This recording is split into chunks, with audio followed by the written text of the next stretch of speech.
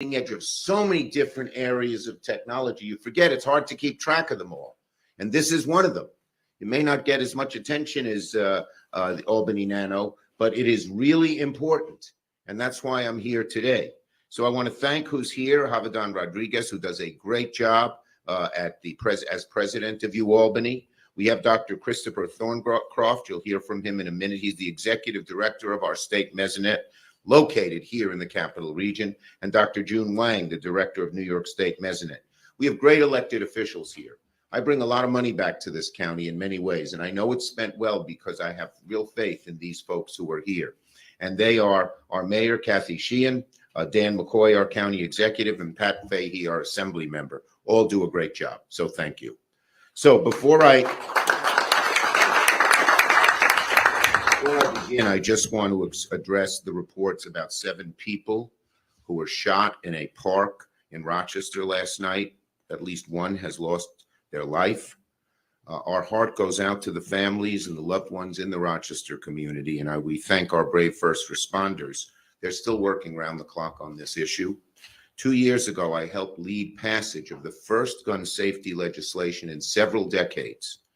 But incidents like this show we have to do more to confront the plague of gun violence in our communities and work to continue. As the author of the Brady Law and the Assault Weapons Ban, I have a special passion for this. Okay, so let me get into the subject here. First, for many communities in upstate New York, the past month has been like a scene out of the movie Twisters. You wouldn't have thought that. You wouldn't have thought upstate New York would be a center of tornadoes. But in our new changing world, weather changing world, that happens. And you can see behind me, we've had over 20 tornadoes in upstate just this month. We had 10 in one day. And that's more than we usually get in an entire year. But as I said, the weather is changing. Many of our communities are still recovering. Many of them occurred in my dad's hometown of Utica, New York, in Oneida County. Rome was devastated, Rome, New York. And these communities are recovering. I spoke to many of the local leaders, spoke to the governor, and they're tallying up the damage for a major disaster declaration from the federal government. I've already told FEMA to stand ready and not let bureaucratic red tape get in the way. And we're going to push to get all federal funds on deck to help the communities that were devastated. I'm sure you saw pictures of downtown Rome, New York, so that they can recover quickly. So this extreme weather month and record-setting storms like this are becoming important. That's why we're here today, because we need to know in advance with the best technology available when these storms are coming, how severe they will be, and what we can do to protect ourselves. The more you know in advance, the more you can protect yourselves. And that's why we're here, because the MESONET system is our safeguard. You know what it's like? It's like our early warning system. I asked Chris what MESONET means. It's a Greek word, but really what they are they're sort of ground satellites. And they're in every county of New York. There are how many of them? 127. There's 62 counties. So many counties, including the Capital Region, have more than one. And they measure all kinds of things at every level of the atmosphere. You know, at 100 feet and 500 feet and 1,000 feet, all the way up. And because there are so many of them, you get a great deal. You get much more advanced knowledge of what is going to happen. They provide they're hyper local. So you could see something different might occur in Rensselaer County than in Albany County, and they'll know it right away and let the people of Rensselaer County know how to be prepared. And they're in real time. So this isn't something that, you know, comes after the fact. This happens right away. And here's what we can be so proud of here in the Capital Region. The University at Albany is home to New York State's MESONET Command Center. All of these 127 report in right here. And right here, with the expertise that we have here at U of Albany, they integrate all that information and then send it out to the localities so they know what's going to happen and have a much better idea of what's going to happen. The technology is advancing. Every month, every year, gets better and better. It just started a few years back. And so that's why I am here to announce that I am going to push for an additional $30 million in federal funding to upgrade these systems so we get the best, most precise information as quickly as we can. It'll be a 50% increase for the program and would be a major boost to the folks who are working here at U of Albany. You can see where all the centers are. I pointed out those. And the data from every single one of those centers is sent right back here to this center, which integrates them, analyzes them, and then sends the information out. We have local capital region stations in Voorheesville, in Schuylerville, and Kinderhook, and many more. And it's sort of like having a satellite on the ground. That's basically what it is. But there are so many of them, and the more information you have coming from more different places at the same time, the better you can predict what happens. Last year, I fought to secure millions from the federal budget for this system, and that money, as was mentioned, is being put right to work at U of Albany. But now we're going to get a lot more money because the system is advancing and the technology is advancing, so those dollars will be well spent right away so that new technology can be used here in the capital region, throughout New York, and throughout the country. So the sad thing is, because these systems are so critical, but there are some extreme people in Washington, part of this Project 2025, that want to eliminate the whole thing. In fact, they want to privatize the whole National Weather Service. Can you believe how extreme this is? Privatizing it, you know what that means? Anyone who wants weather news is going to have weather information is going to have to pay more. Now, if you're a big company, that's fine. What if you're a little farmer? Right now, it's provided, it has been for decades, by the federal government. But these extremists who want to privatize everything. Yesterday, I issued a report. They want to cut back on veterans benefits dramatically. They want to cut back on everything. And I'm going to fight them tooth and nail. They are not going to privatize the Weather Service and get rid of the Weather Service. They are not going to prevent us from getting the top technology here to the capital region. To gut federal funding for the New York MESONET, after we saw the storms, the tornadoes and all these severe storms, would make no sense. It's penny wise and pound foolish. The damage that would result if we didn't have this information would be much greater than it is now. So you don't need a weatherman to forecast that this plan to eliminate the Weather Service will have severe consequences to our citizens, to our businesses, to our farmers, and to everybody else. Today we know, because of climate change, forecasting is harder than ever. We're going to keep seeing terrible storms throughout our region, throughout the country. It's worse than it used to be. And that's why we need to make sure that this MESONET system isn't just up and running, but state of the art. And that's what the $30 million that I'm putting in the budget will do. It'll take all that new research and all that new technology and put it to use in a practical way that'll benefit the citizens of this county. It's called bang for the buck, which is something that I like to do. So, and let me just say what the MESONET does.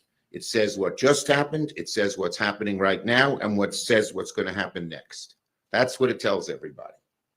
And that's great. That's what you need to know. And that's what you need to know. These are potentially life and death questions. If you can know better and quicker and more in advance where a tornado will hit and precisely where it will hit, you can save lives. You can save lives. If you say, well, they're going to be in Oneida County, everyone sort of says, well, maybe it's not me. But if you say it's going to be in the center of downtown Rome, everyone knows what to do right away. So that's important. What are the upgrades that we're going to pay for? More observation stations to fill in the coverage gap, more new technology, high-end technology, so they can measure. It measures at each level, all the way up to how many thousands of feet high in the air do you measure? Like 50,000, I don't know what it is. Very high, into the stratosphere, okay? I used to know what that is when I had an astronomy book when I was a little boy. but it's great. They need these upgrades to make the real-time data sharper and to get the forecasting out more quickly. So that's what we're going to do. I plan to fight for this increased funding as well as new funding for NOAA. Comes down to this: without the upgrades and federal investment, our forecasting ability could get cloudier, and it needs to be clear and precise.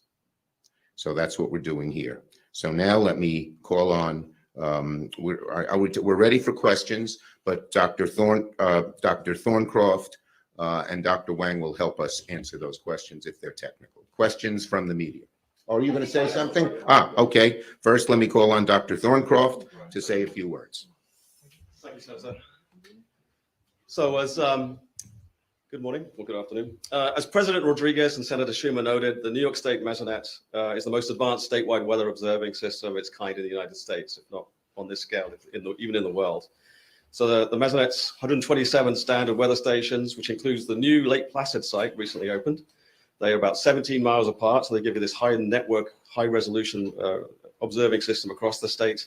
Each site is equipped with automated sensors that measure weather information such as temperature, wind speed, snow, rainfall. We also have cameras that photograph the current conditions, which is invaluable. MESONET data is collected in real time, feeding weather prediction models and decision-making support tools for across New York, including government, the National Weather Service, emergency managers, as well as the general public. With severe weather increasing in frequency and intensity, both in New York and across the United States, Senator Schumer knows the importance of real-time weather data for emergency management and public safety. That's why he continues to be one of our greatest advocates. Last year, I was proud to join the senator as he announced $1.35 million in new federal funding for the MESONET. That funding is being used to help the National Weather Service better leverage the data from our 17 MESONET profiler sites, each of which is equipped with a Doppler LiDAR that provides real-time data about the atmosphere vertically, up to 6 miles or more above the ground. That's the strategy. This year, Senator Schumer helped secure another, the year prior, Senator Schumer helped provide another $900,000 in federal budget that is being used to better understand how our MESONET profiler data can inform the deployment of New York's renewable energy generation.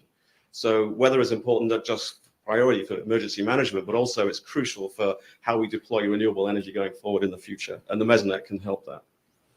In addition, at Albany, researchers received $3 million in federal funding from the Department of Homeland Security last year for a project called Empower that is focused on leveraging MESONET data to create a suite of new support tools that are designed for emergency managers, first responders, and other public and private stakeholders. So we're taking this MESONET data and tailoring it for the emergency management decisions that these people have to make to save lives and protect property. As you can imagine, the vast amount of data generated by the MESONET is perfectly suited for developing cutting-edge AI-based tools for early warning and empowering decision-making in the state, especially for emergency managers. As President Rodriguez mentioned, the National MESONET program is a major funding source for the New York State MESONET, along with the 32 other MESONET networks across the state, across the US. The weather data collected each day from these sites are arguably the nation's backbone for severe weather monitoring, delivering critical information to improve weather prediction and warnings across the United States. And finally, we are thankful to Senator Schumer for recognizing the importance of these powerful weather monitoring tools. His tireless work to secure federal investments ensures our MESONET networks are fully operational and ready to support the nation's weather response. Thank you, Dr. Thorne. Thank you. Thank you. To sum it up in a sentence, with all the changes in weather, we need the best forecasting, the most precise forecasting ASAP. And that's what I'm trying to do with the dollars we're going to get. And just one other point in general. You know, Senator Moynihan, who was my mentor, he used to decry that New York sent more money to Washington than we got back, that we were a donor state. But since in the last 2 years, we get more money back than we send. It's good to have the majority leader from New York.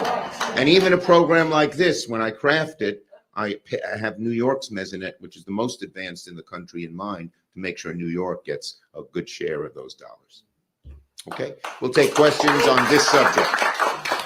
Questions on this subject, folks. How does the public have access to MESONET data?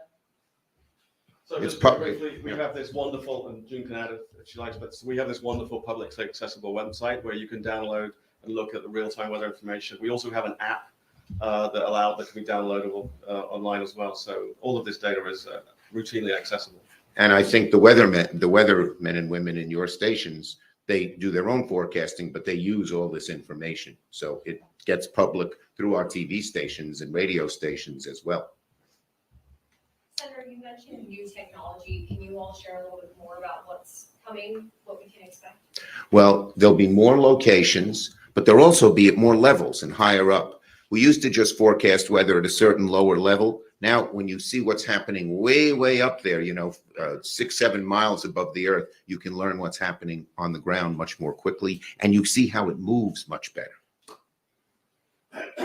Yes. How does this provide more opportunities for the meteorologist students here at Albany and students in other programs that are studying here?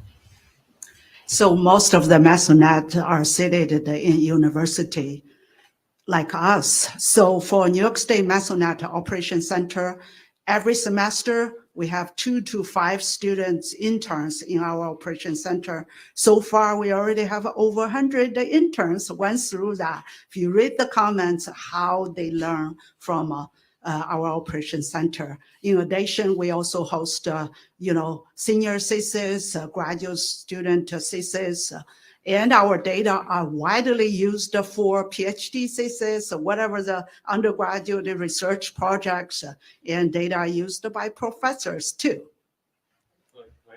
Sure.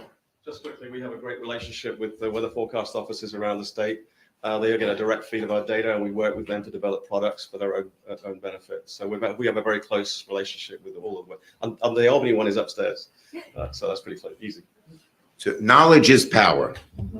They have knowledge. Questions, other questions? Where do you hope to deploy some of these new monitoring stations with the funding? How do you kind of weigh? I don't tell them where to deploy them. This is not political. Whatever is best. It can be as red an area as it can be. I don't mind. I want it good for everybody. So just briefly, through the federal money that was enabled by Senator Schumer, we're doing research on the impact of these profilers that we have already. And with that knowledge, we could also make recommendations for where they should be sited, not only in New York, but anywhere in the country. Yeah, this is the leading center, not just for Albany, not here at U of Albany. It's not just the leading center for New York State, but for the whole country. And a lot of the knowledge that is done here spreads to other states and other areas, and they use the same types of techniques that they developed here. Any other questions? Senator, when can you expect to vote on COSA, and do you think it has enough support to pass? Yes, COSA is very important. Kids are getting abused online by predators who use the social media to really hurt them. Tell them about suicide, tell them about they don't look good, and all of these other things. And I have met with parents who have lost children.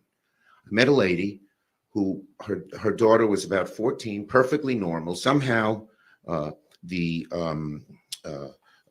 social media she was on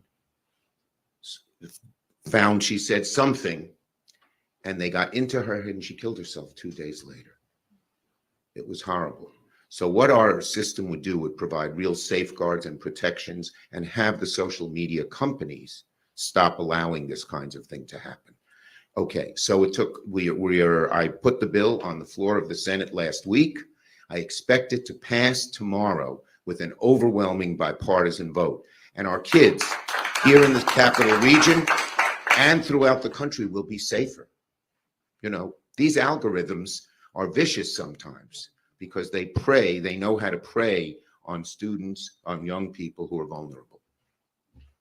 Okay, thank you, everybody. Have a great day.